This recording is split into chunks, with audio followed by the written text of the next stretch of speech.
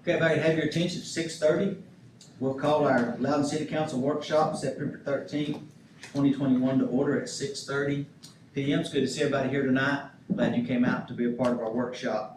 Before we get started, I just wanted to call special attention to what's on the screen here, our 9/11 event. I want to thank the fire department for their help in organizing this event. We had a Tunnel to Towers race, which was very successful. This is the final numbers. It's not really final because donations can still be taken 6 weeks after the event, but we applied to get a race from Tunnel to Towers, and we did that, and we expected, they told us we'd probably get 50 people. We got 147, and 21 of those 147 was volunteers, and they set our goal at 5,000, and we're almost to 11,000. So I've never been prouder to be. I've had a lot of proud moments as mayor. This is one of my proudest ones, so it's great to represent our community in this way, and a lot of people have asked for us to do it again, and hopefully this will turn into be an annual event. It's a great way to pay tribute to 343 firefighters that lost their lives, 60 police officers, 8 EMTs, and thousands of other innocent people lost their lives, and we don't need to forget about it. So I also want to thank the fire department, and police department helped us as well with the route and all the volunteers that helped us. So it was great to be a part of that. Second thing, I think we have a hometown favorite list up here. So far, the favorite place to work, City of Loudon, and the local event was Riverfest. Law enforcement officer Chris Law, and we had a rendition earlier in the LUB meeting. I don't think that's going to happen again tonight. With, we have a video if you'd like to see it. I suffered through it once. I don't think I want to see it again. Bill Watkins singing to Jason Brown, so you just have to be there to see it. And favorite teacher, is Jennifer Ross. So that's the ones that we wanted to share with everyone tonight. So we're proud of those individuals. Citizens input, there was one signed up, so I'd like to ask John Carville to come to the podium and address the council. Thank you, Mr. Mayor. Good evening. I'm John Cardwell. Now I'm here to represent VFW Post 5150 here in Loudon. We'd ask the council for your consideration on 2 requests. First, Post 5150 is located at 101 Merrimont Parkway. As everybody knows, Merrimont moved away from Loudon, and we think this is a great opportunity for the city to honor veterans, and we wish to formally ask the council to rename Merrimont Parkway to Veterans Parkway. Excuse me, sinus season. The second is, Post 5150 has provided support and assistance for local veterans in our community since 1949. We recently provided the awards for the ceremony on Saturday for firefighter, law enforcement, EMS, 911, and Sheriff Deputy of the Year. We will also provide awards for Teacher of the Year, 2 student essays, and a top junior ROTC cadet at Loudon High School. Just last week, Post 5150 provided the funds for lodging for a local veteran who was found to be homeless. However, as with many charities, the COVID pandemic has drastically affected our ability to raise money. Further, we're in the middle of a capital improvement program to upgrade our post facilities to include electrical, HVAC, and providing our veterans with handicap accessible bathrooms. Our goal is $100,000, for which will be used for for both our facility upgrade and direct assistance to our veterans. Seeing that this council has provided funds for other charities within the city, we ask to be considered for similar funding. Thank you for your consideration. Thank you, John. We'll certainly take those items under consideration, maybe perhaps something we can take at our next workshop. We can maybe bring some of those items Yes, sir. up then. Thank you, John. Thank you. Items for consideration, we have almost the full alphabet here, A through K, so several items on here. Leading off is downtown waterfront development, which is Dover Signature Properties, and Rick Dover's here to represent that, so Tyler, turn it over to you. Yes, you will recall that the Loudon Utility Board recently released decision-making authority for this future development to the city council. And this lines up perfectly with Dover Signature Properties and their desire to bring a full redevelopment plan to the site. So the principal of Dover Signature Properties, Rick Dover, is here to speak to his plan. Thank you, Ty. Thank you, Mr. Mayor, council members. I appreciate y'all having me back. Since the last time I was here before you, we decided to expand the scope of the design for the waterfront development. It really, the more we looked at it, it made more sense to try to have a comprehensive plan that included green space, parkland, walking trails, and a significant amount of single-family development that encompasses both the old Cherry Factory site and the old Hutch property. So this plan would incorporate walking trail from the boat ramp westward under the bridge, connecting to a little cafe building that would kind of be at the point there beside the bridge and could hopefully utilize some of the T-Dot parking that's presently there with a lot of improvements, but on that site. And then ultimately would encompass a total of 180 units of multifamily that would include playgrounds, parks, walking trails, and then a minimum of 50 single-family dwellings that would be built from Hackberry, both sides of Hackberry, which would be tree-lined with some street parking and off-street parking. And interior pocket parks that would be permanently dedicated for green space. It would allow walking trails and a vista all the way down to the water,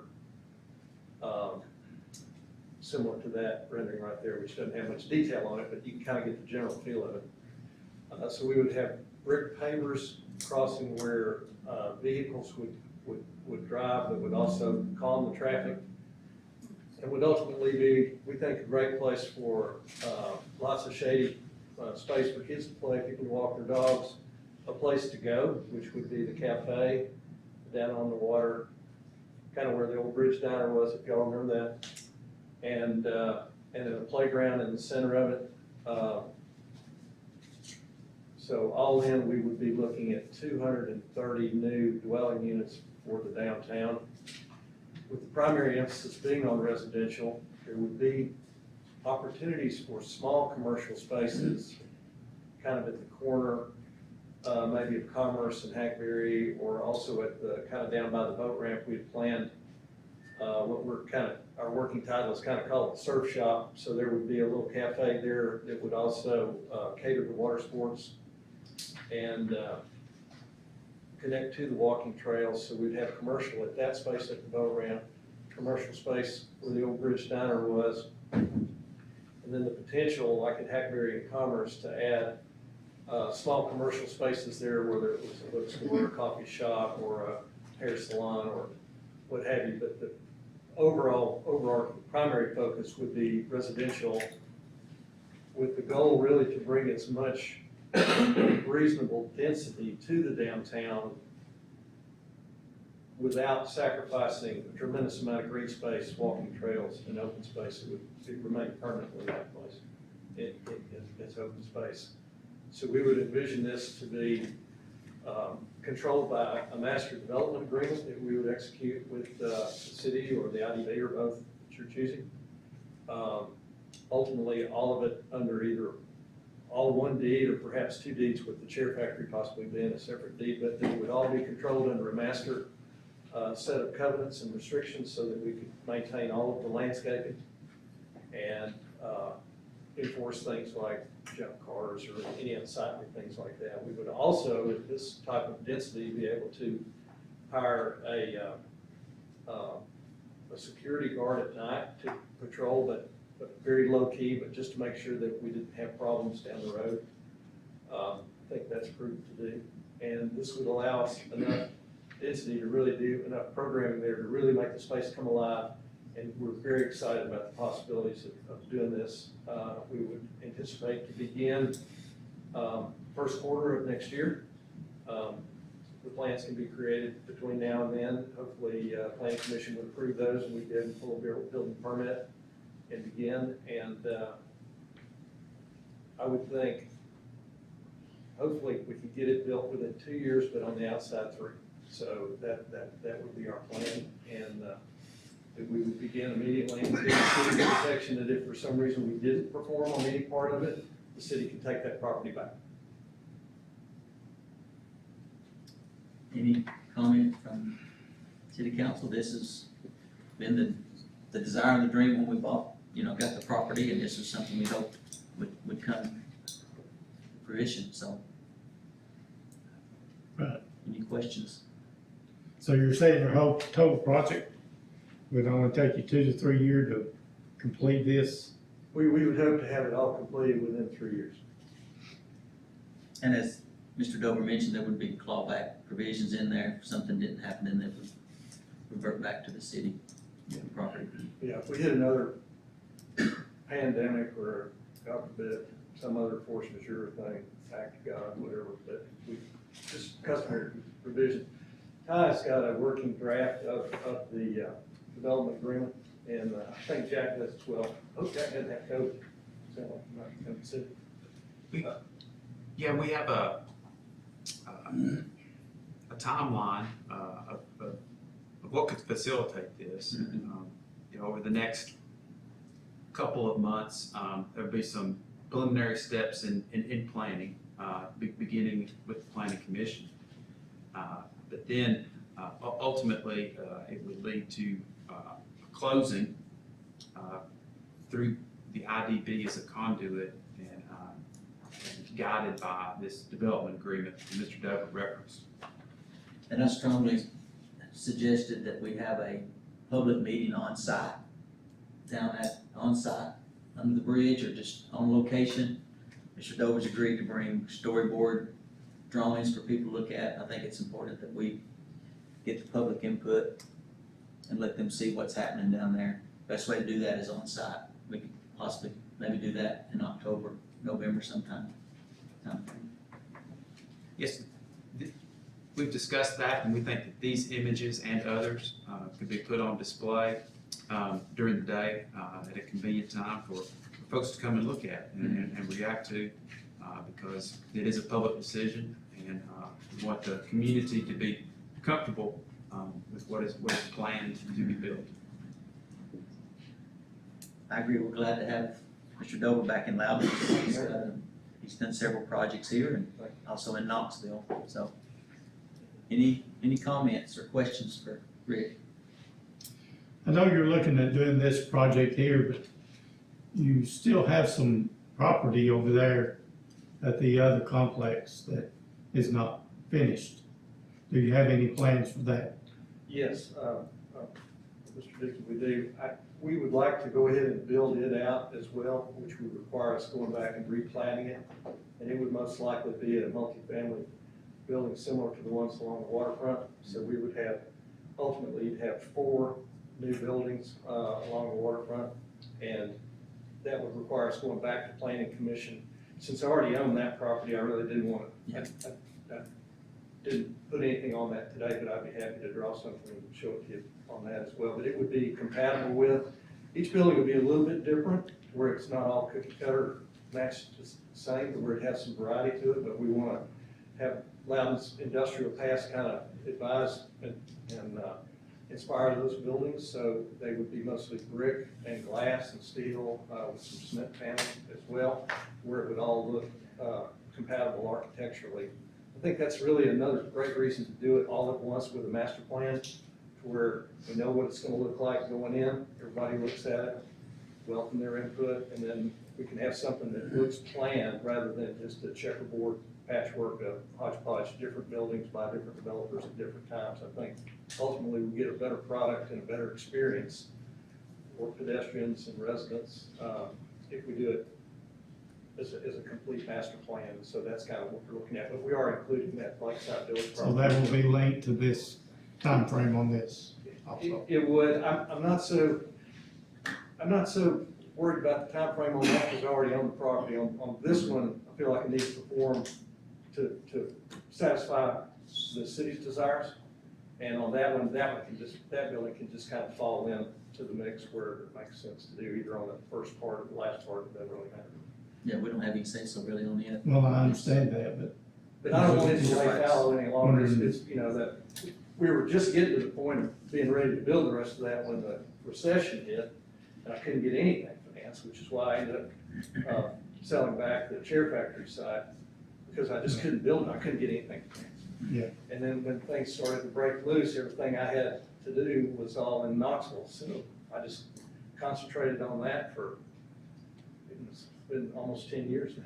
So, but I held on to the other, and I do want to go ahead and finish what I started and build it out as well. But I'd say, I want to get it all done. I've got financing lined up for it, the design team is lined up for it. We're really excited about what it can be, and a really, really pleasant experience for visitors and residents alike. And I'm pretty excited about getting it done.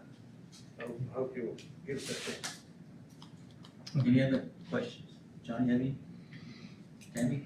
So these will all be rentals, the houses, the single family units Yes, as well? we would control it all as a master developer, and it would all be rentals with different levels of, set up for different income levels, and really a mixture of everything, mixed income, mixed use, mixed density, and ultimately interlaced with all this green space. I think it's really an opportunity to do a wonderful project.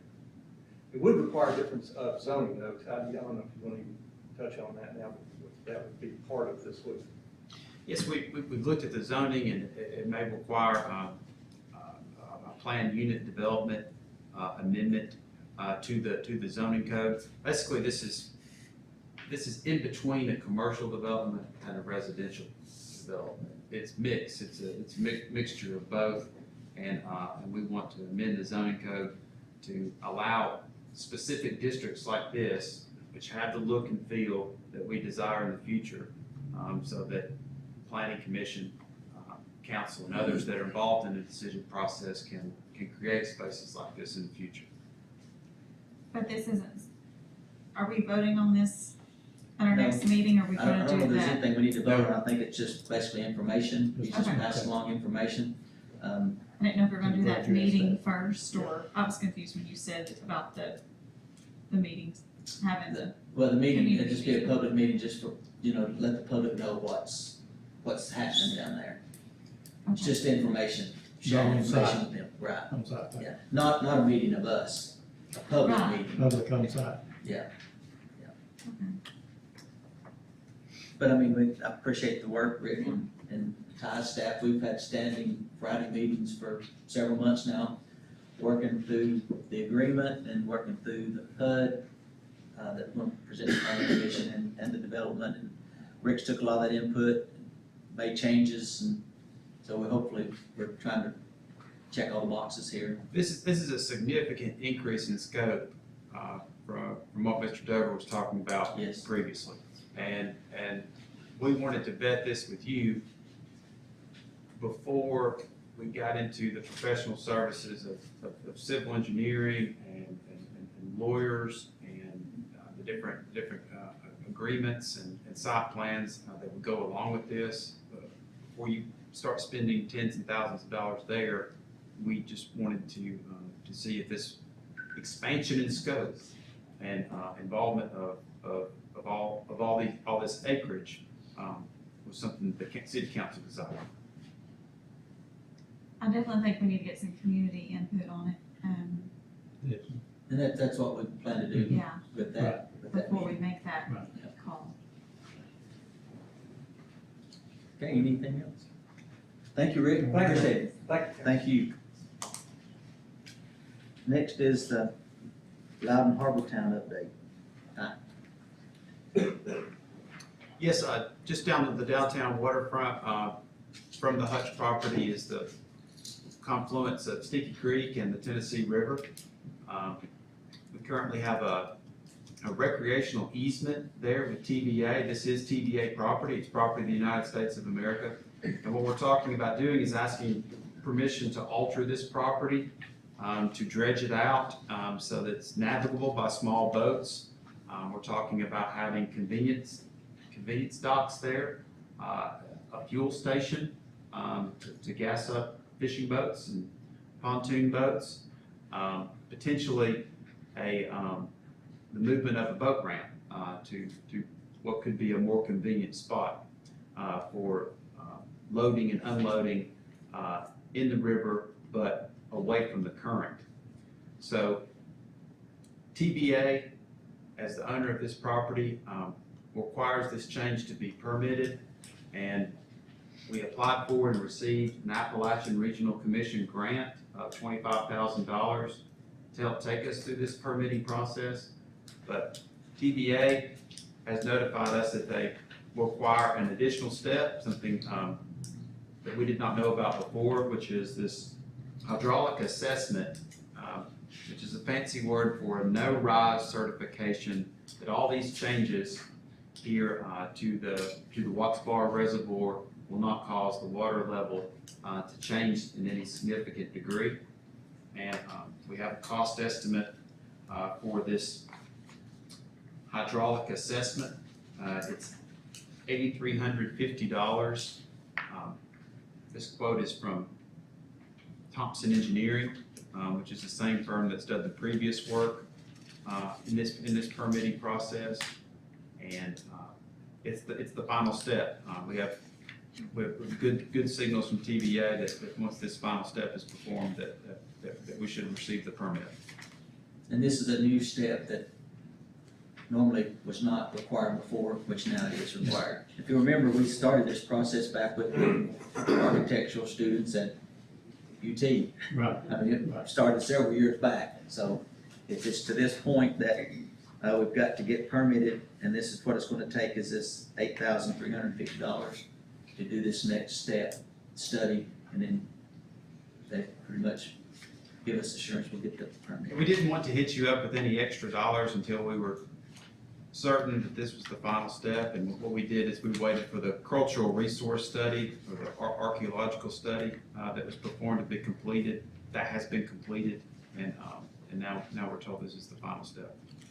So you can see this fits real well with what Mr. Dover just presented. I mean, the whole area down there would be changed, basically. So you'll have to get a council vote on this. Is this something that will need to be a unanimous vote for it to go through without a bid out process, or is this below the bid out process? It's below. Below. It's just more notification and transparency on the process. Right, yeah. So that will, Sound good. that'll be, any other questions about it? That'll be on our agenda for 2 weeks. Just hope they don't come back and say, I gotta have something else. No, and probably will. So. That's what I look for. Okay, next item is the Highland Avenue stormwater drainage line replacement. Yes, this project, basically a stormwater drain has failed. After rain events, water's coming up out of the yard and escaping the drainage easement and causing real problems to the surrounding property owners here. It's coming into the back of this home and into their basement area. And this project is above the $10,000 threshold, and we do have a quote from a local contractor, Lee Utility, to repair and replace this line. It's $11,700. You can see its general location there, towards the top of Highland Avenue. What are we gonna replace this pipe with? What are we gonna put in the ground instead of this metal? We're not gonna put metal back, are we? This scope was spec'd out by Mr. Michael Hogan. Michael, can you speak to this? Yeah, reinforced concrete pipe. Okay, good. Yes, sir. That's forever. We won't have to worry about it again. And I think they have a common problem with this. This happens with this corrugated metal. It does. It's good for about 20 years, and that's it, you know. So it's exceeded its life expectancy, I'm sure. Yes, And now we've got a homeowner that it's coming into their basement, so it's gotta be fixed. You gotta fix it So regardless. This- You gotta fix it. this will be on our agenda. Any other questions? We don't have any more funding left from Van Hoosko I don't think, well, I don't know what the. that would assist in this? That's what they've committed. Okay, That would commit those funds to another project. to the project, okay. We Good need an question. update on that project too at some point in time. Where it's at. Turf field? Some gateway stuff. Oh, the gateway signs, yes. Yeah, okay. Okay, next item, any other questions on that before we move on? Next item is the beer ordinance update. This is another thing that's been pending. I think Attorney Fry was looking into it. Yes, Mr. Barrett, so there's not a draft in your packet tonight. We are taking a look at the entire beer ordinance instead of just, looking at the drive-in theater. We want, and not doing this piecemeal, we're looking at, taking out a lot of antiquated provisions in the current beer ordinance and, giving the beer board the flexibility that it needs to regulate beer inside the city, without having to do this, each time a new business comes to town. So, with that said, we're hoping to have the, draft ready for your consideration at the October, workshop. And we did issue a temporary permit. That permit is good through December, so Okay. we've got time, between now To and do then. that, okay. But it's better to get it all done at one time, I think, because everybody's agreed with that, instead of piecemeal, and just, if there's other changes, just get them all knocked out at once. Okay, so that'll just show up in October workshop. Next, any other questions on that? No. Next item is Country Lane update. Yes, Mr. Mayor, we have residents here from Country Lane. I know it's a hot topic with the council to move this project along and eventually complete it. And I've asked our city engineer, Michael Hogan, to step forward and speak to it specifically. Thanks, Michael. This project does predate several council members and under Johnny and I's watch, I guess, the last council, so it's definitely something that we need to. Predates me a little. Yeah, predates you, predates Ty, predates a lot of people. Thank you. Where we are with it now is and as I transition into this position, we're trying to adhere to our code and bring this set of drawings that we had previously to a construction drawing set, which we previously didn't have. So we're just trying to concentrate on bringing an existing non-conforming road to a standard that we have on paper for accepting it as in perpetuity in public means. So we're working to finalize that and bid that this fall. We have added a few drainage components that are required that were absent from the plans that we inherited.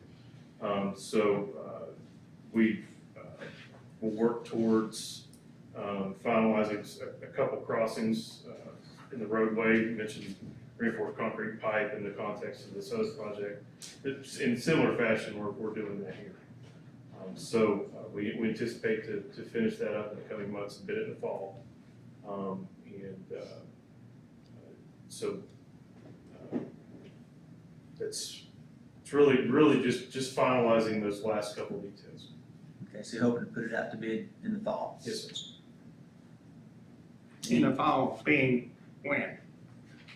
We're working with the engineer of record, to Who's complete, the engineering firm working on it? urban, It's urban Urban engineering. engineering. Yeah, they was working on it for a couple They've years been, ago. they've been working on it for a while, I mean, it's for, but that's the only people I've ever known that worked at it out. When you're getting those drawings updated with all the yes. specs and So everything. in the field, we had a few crossings, for example, we had, there was a failed corrugated metal pipe that was undersized, so we're adding a head wall and concrete pipe there. Another location, I think was an 8-inch PVC pipe There's some crossing. definite water issues out there, drainage And issues. also a ponding area that would remain. So really, the design as it existed was just to catch the uphill side to the downhill side. So the road just sloped at an angle for the entire length. But along that alignment, there's a couple spots that dam up water. Yeah. When you put. Who's your contact person with Urban, Chris? Yes, sir. Chris. That's good. So as you're saying, you'll have all that done this fall and send out for bids Yes, sir, that is our hope. before next spring. Yes, sir. Okay, thank you, Michael. Thank you. Any other, again, there'll be nothing there for us to vote on in 2 weeks, it's just to update Right. where it stands. Any other questions about that? Next item is request for additional staff members at Facilities and Maintenance Department. Yes, Director Harrell, he's had sufficient time to evaluate department's personnel and service delivery. But in order to deliver the level of service that Director Harrell and we believe the City Council desires, we recommend the addition of 2 new hires, which will enable the department as a whole to better organize and deliver a better standard of performance in the areas of mowing, landscaping, as well as street repair. Director Harrell? Yes, I'll come up front so I can talk for a minute here. Perhaps while we come up here. Like the words. Thank you for the opportunity. I look back at the city of Loudon, how fast we're growing. It seems like in the last 2 or 3 years, we've just really expedited the process. But looking at census numbers since 2010 to 2021, the city of Loudon has added somewhere in the neighborhood of 700 to 1,000 residents. That's 3.2 people per home. The average homeowner is 44.5 years old. And as you look at the city of Loudon, we have a growth rate of almost 8.9%. County rate, growth rate is about 20%. In saying this, we have outgrown our bridges, and we are in desperate need of some assistance. And this assistance will not put us above the level of service. It'll hopefully catch us up to the level of service that we're needing right now. We have guys that, we have some super guys on the team that have committed to make this thing work, and very excited to move this program forward. But without additional help right now, we're kind of at a standstill. We call ourselves, or I call ourselves the hop and skip guys, because we come in, we hop to it, and then we skip over a lot of jobs to get to the most important task of the day. And most of you guys know that about 90% of our commitment is sanitation. I'm not saying 90% of our work, 90% of our commitment is committed to sanitation. There's a little bit of commitment to street repair and sidewalk repair. And then a small amount of vegetation growth, trees, right-of-ways and things like that. It kind of gets the third part of it. So Wednesday, if you see our guys mowing, it's probably gonna be a Wednesday. If you see sidewalks or street repairs, it's probably a Wednesday, because that's the day that we do not run the sanitation trucks. We're just at that point. Again, I can't sit here and promise you that things you'll see an overnight change.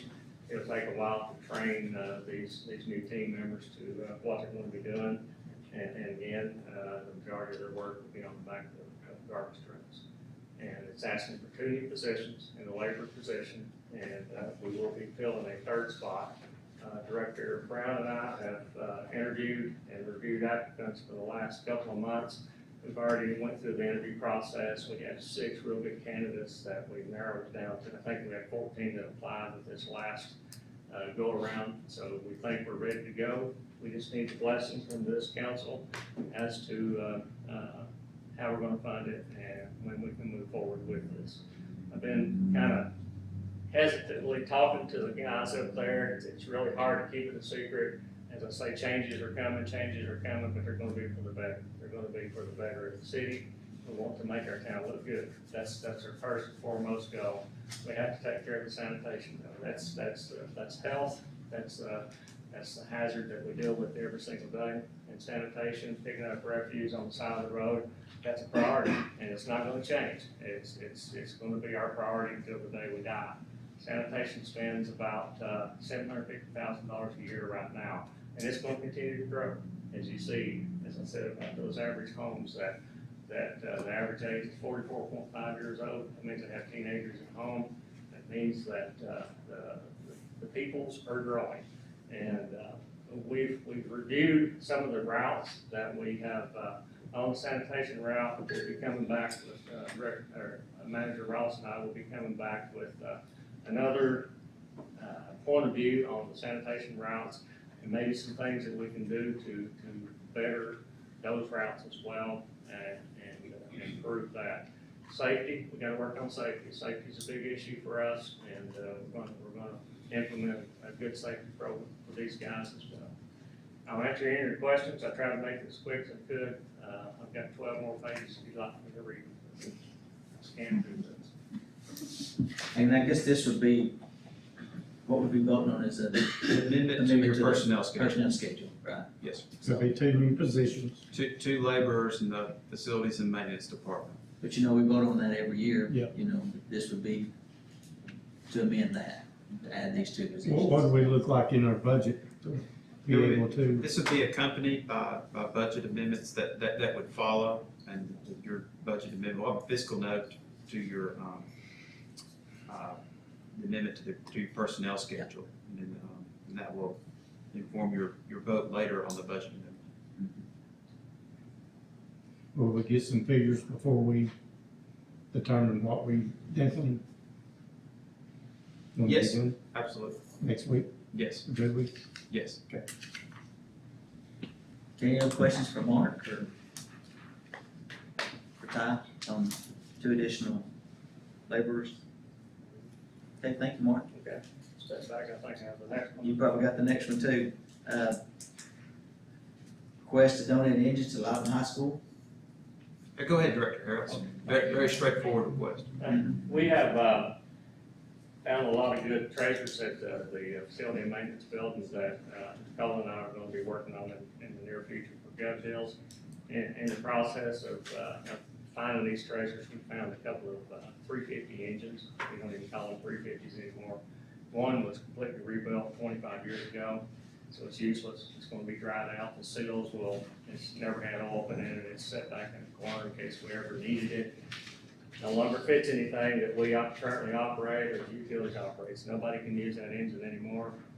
If someone bought it, they would probably tear it down to rebuild it because the seals and the O-rings would probably dry out. There's another one that's, I think it's a 350 as well. It's not nearly as complete as this one. It did have some work done on it probably about the same time 20 years ago. That was back when they changed its transmissions and done different things to keep the trucks running. We no longer do that. In discussion with the automotive class at Loudon High School, Billy Bivens, the teacher out there, asked him if he had an interest in these, and he said yes, he would love to have them, put them on engine stands, and allow the kids on hands training of using these engines, tearing them apart, put them back together. So I would like to ask council just to go ahead and donate those engines to Loudon High School.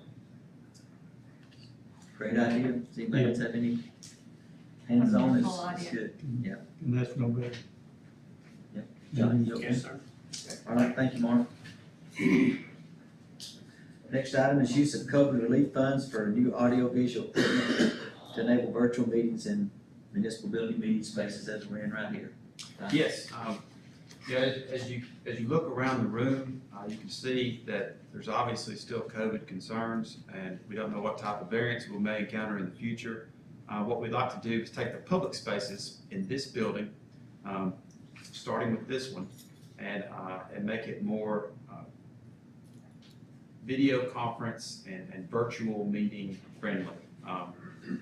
Sort of take together a system that worked last year, but what we'd like to do is bring in a larger screen, which is behind you, that the audience can see, a larger screen for you to look at.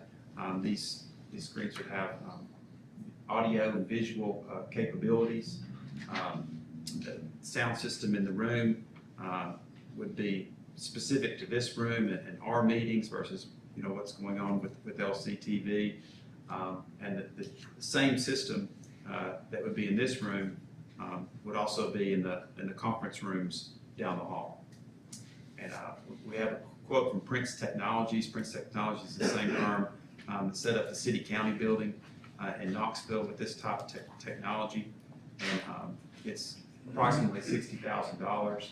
And we have $86,000? 79. $79,000 in these funds that should be spent specifically towards COVID remediation measures. And we feel like this is a good recommendation to spend those funds. Yeah, and that, as Manager Ross mentioned, when we threw something together last year, we thought it'd be short-term, I think we figured out that it's gonna be long-term with this virtual meetings and those kind of things. I've been every month I go to the Knox County government building, and they have a great system how they do their meetings. And Prince put that in, it works very well. I personally, because this is a hard pill to swallow, because this is a new building with new technology and we're already outdated. It's not our fault, it's COVID's fault. But I'd like to see that bid out. That's a huge amount. I don't feel comfortable with just taking one quote on that. I would like to see, I would like to see a bid out process on that. I think that would be wise of us, with our COVID grant money. Any other comments on that? No. Does anyone else, would anyone else like to see it bid out, or is the Prince bid okay? We'll have to vote on that If it's unanimous decision, does it still have to be bid out? It's either unanimous or not. I think based on that feedback, we need to bid it because it will require a unanimous decision. Okay. Any other discussion on that? Okay, the next item is Loudon Police Department Flock Safety Camera System. Yes, this was discussed in an executive session. There's some, that was explained there, and we have the specifics on that to bring forward in your public meetings this month. And the flock safety camera system is it's an entrance and exit gateway camera system for our community at our major entrances, whether it be at 72, Sticky, or what have you, and it keeps track of license plates and tracks vehicles that come in and out of our community. It also receives alerts from other jurisdictions, whether it be Lenoir City or Knox County, as to what type of vehicles may or may not be passing through that may or may not be involved in a crime. Mm-hmm. And, I think in the executive session, a lot of people had experience with it or had heard about it and had good comments about it. I think it's a must for us myself. It's, somebody can be involved in an accident and have a stolen plate in the car. You've only got the plate to go by, you're so dead end. But when you got a description of the car, and probably somebody driving it too, if you got the cameras are that good, you're gonna hit and runs will be a thing of the past. I know, Brian, you've been involved with it quite a bit. Do you have any input you want to share with? I'd just like to reiterate, this is not a red light camera of any fashion. It's not meant for that. It's strictly a crime fighting tool. As the manager was saying, all that captures is a license plate. There's several different ways you can search it. but it's not for traffic enforcement at all. It'd be great for what Councilman James just mentioned earlier. If we had that, when this particular incident had happened, we'd been much better off. Yeah. It's something that the bigger and smaller agencies all around us are using. It's kind of an emerging technology. There are other companies doing something similar, but they're all a lot more expensive, and they don't offer the interoperability with the surrounding agencies around us. Something to make our lives a whole lot easier, and would help us to serve the people of Loudon a lot better. Will these be installed on every red light? No, sir. It's Just, got six depending locations. on location? Yes. And can you link these, Probably about where we might put them, but, can you link these to your computer in your cars? so your computer, the cars, your cell phone, your home computer, Okay, wherever you want access to them from. And then you're also linked with other counties that have them as well. Correct. There's 80 counties relatively close to us, over 8,000 cameras in the southeast. So all on you're- one system like, All in one system. You're getting coverage from Johnson City, Tennessee, to basically the tip of Miami, Florida. And I can tell you they got me in Sweetwater because they got my plate. yeah, I wasn't guilty, but they got my plate. Thank you. Thank you, Brian. It's our quote from the Flock Safety Camera System company. It's $15,750, and that includes 6 camera locations. Okay. I'm good with it. Any other questions about that? So, all right, next item is the Loudon Fire Department grant for self-contained breathing apparatus.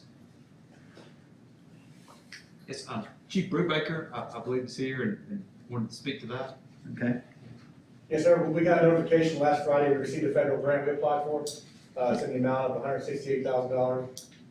It will provide 23 self-contained breathing apparatuses to include spare bottle and face piece, and we're extremely in need of these. This was something we're going to have to budget for in the next 2 years for sure. Our current SCBA's were received with the federal grant in 2005, so they definitely have a lot of wear and tear, and these are critical. We use these every time we have a fire of any kind. So it's a vital piece of life safety equipment for our firefighters. so this will fully equip, this will replace all of them, It'll replace majority of them. majority of them? Yeah. Good job on getting the grant, for Yeah. $168,000, Oh, our yeah. portion's 15, so. Any questions for Chief Brubaker on that? Thank you, Chief. Thank you. Next item is, we've had this as the last item because we have a special call Excuse me. after this meeting to fill the vacant council seat.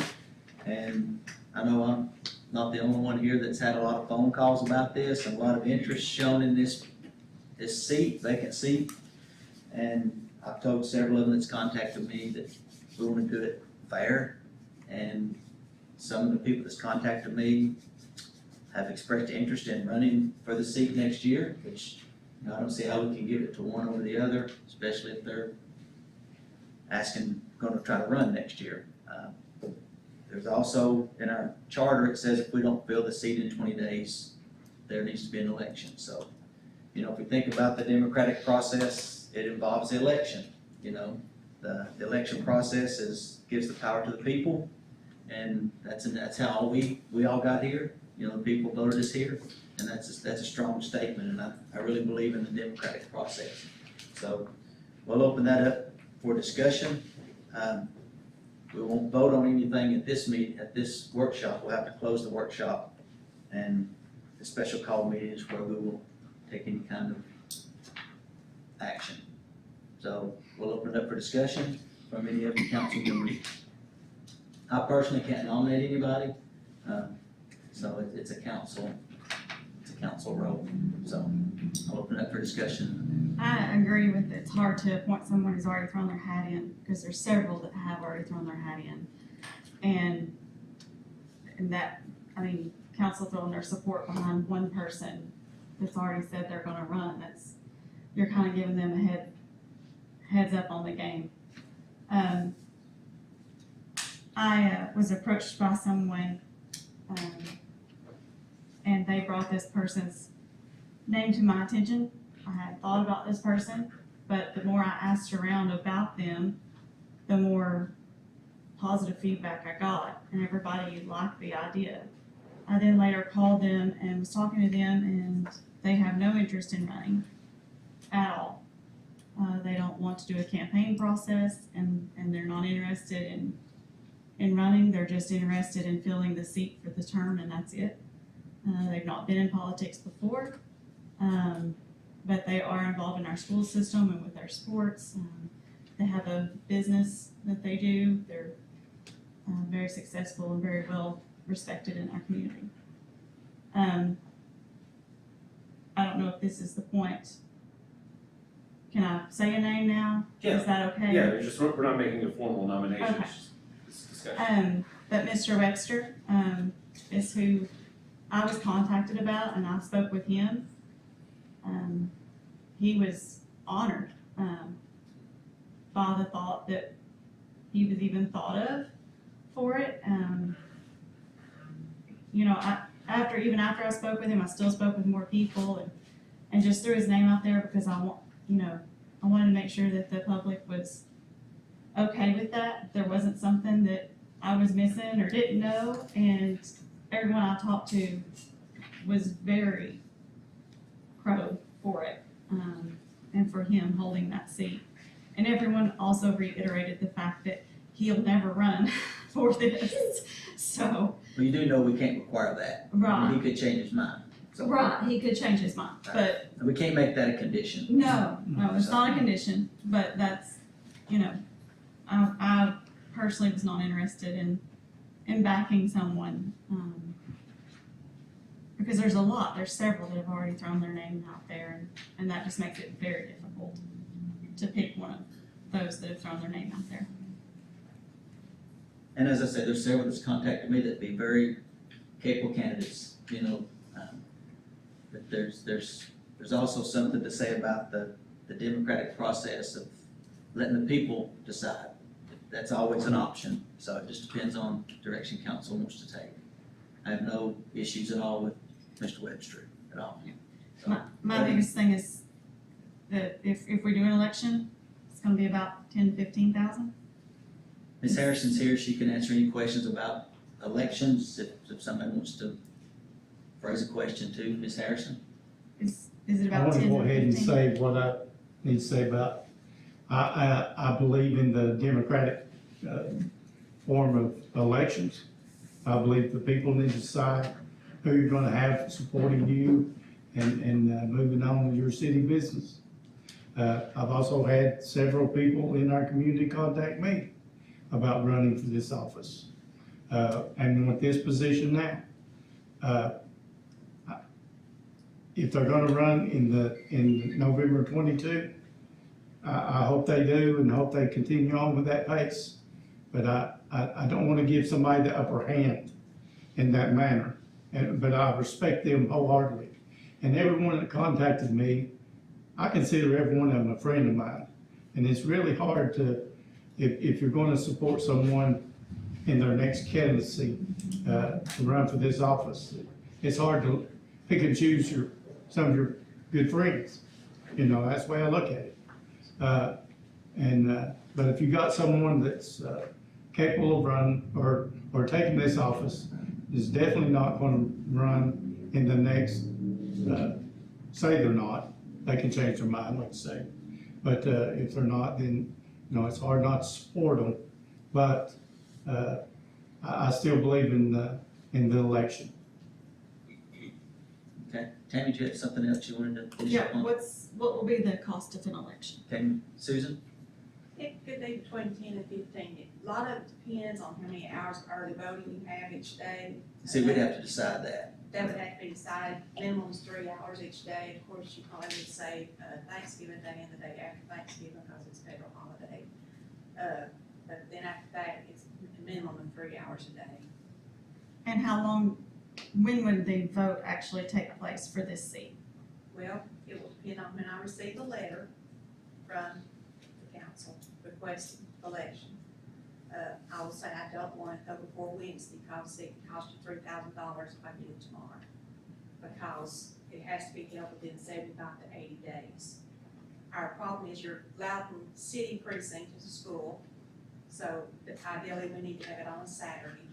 So if I receive it after tomorrow, then we should be able to use the Loudon school on Saturday, December the 4th. So that's the way the election process would pan out. It'd be December for the election takes place, and, you know, which, 9 months worth of, yeah, which is, you know, sometimes we don't even have a meeting in December, you know, because there's nothing really to discuss, so. Any other comments, Tammy, that you have, you wanna bring up?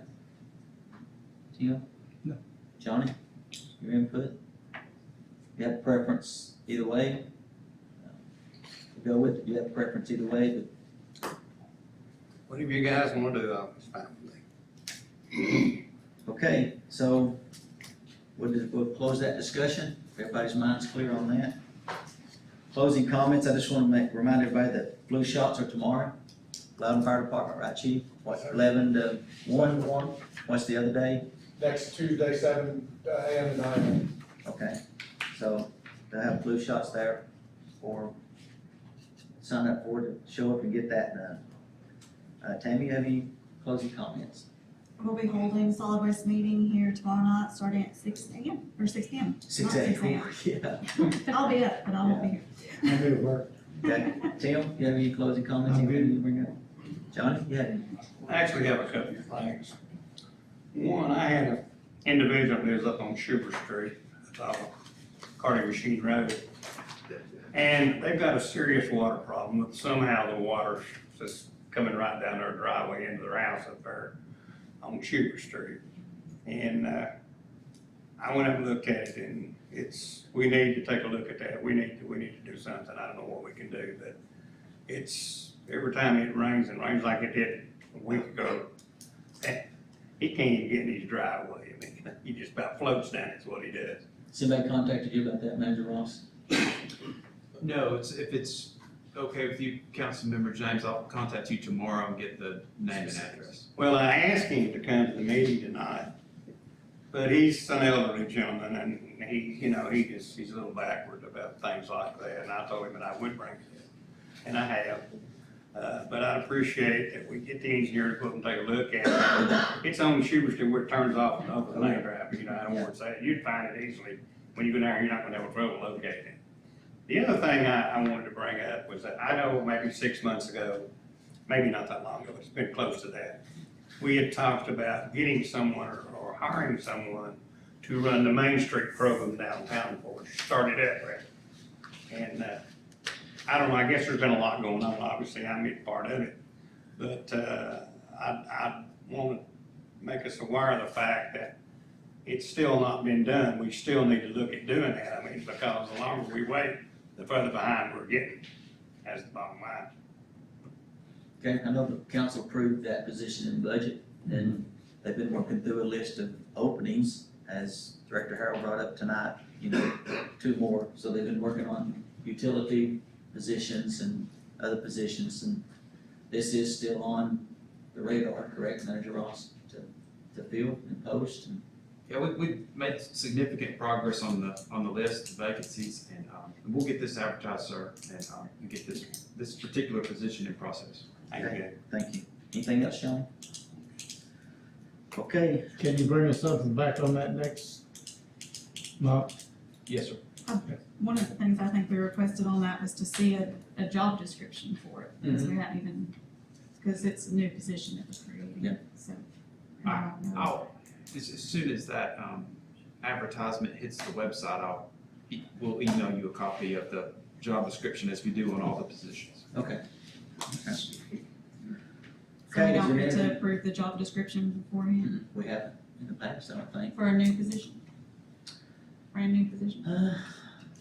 I don't know, Jason, do you remember? Sir? Have we approved job descriptions in the past? No, sir, we have not. For brand new? I know we got to see the IT one before it went out. I believe it was in that packet, was it your downtown bill? I believe it was in that packet with your IT. But I can send those out to you. Okay, alright, so he has one, okay. Anything else? Manager Ross, you have anything else before we adjourn this meeting? No, sir. Nicole, you good? Okay, we'll adjourn this meeting and we'll have the special call meeting, which I'm sure most of y'all are here for. We've discussed the vacancy, and I'll call this meeting to order at 7:29. And just remind everyone, the only thing we can cover in this special call meeting is this vacancy. We can't bring up any other items for voting or for discussion or anything like that. So I'm gonna turn it over to Attorney Fry to kind of bring us up to date on where we are and going forward. Yes, thank you, Mr. Mayor. So the vacancy of Councilmember Tim Brewster was declared 20 days ago, and it's now, at this time, it's the will of the council.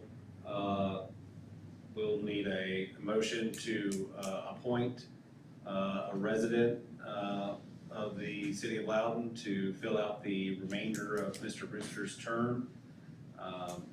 If there is a motion and a second, it will proceed to a vote. If there is no motion or second, then it will be up to the Board of Elections to call a special election. So we'll not be voting on an election, it would just default to that if no one is nominated and voted on and approved. So we don't have to make a motion to have an election or anything like that, it'll default to that if Automatic. a candidate is not voted on and approved. Any questions for Attorney Fry? And this is following our charter, what our charter spells out. Personally, I'd like to see the charter say that if there's a vacancy, it automatically goes to an election. Because I think that's the democratic process, it's not against any person or any individual. I think a lot of people we've talked to are worthy candidates. And so is the name that was brought up tonight, I have no issue with that. It's just, the process, I think, is the elective process. So that's just my spiel on it. Something we need to look into further is that issue. You hope it don't come up, but sometimes it does, in the situation that's where we are now. Well, I'll make a nomination for Bumper Webster, and then you all can make the decision. Okay, so you made a motion to nominate Bumper Webster for the vacant seat. Is there a second? I'll second. Okay, we have a motion and a second to appoint, I guess we need to go by Admiral. Yeah. Admiral Webster. Sorry. You want to amend your motion? Yeah. Okay, Admiral Webster. If you'll please add that on there. Okay, we have a motion and a second to appoint Admiral Webster to fill the vacant seat of Councilmember Tim Brewster, which would expire in November of 2022. As much as I told myself to say it that way, I still Yeah. said it that way. So is there any discussion? Any more discussion from council? If not, I'll ask for a roll call vote. Councilmember Vivens. Aye. Councilmember Dixon. Aye. Councilmember James. Aye. Mayor Harris. Welcome aboard, Admiral.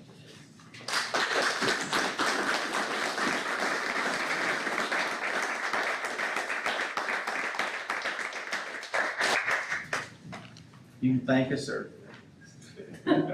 whatever language. Yeah. Curses, whatever. Yeah. All right. Anything else? Okay, this meeting is adjourned at 7:32. Thank y'all for coming.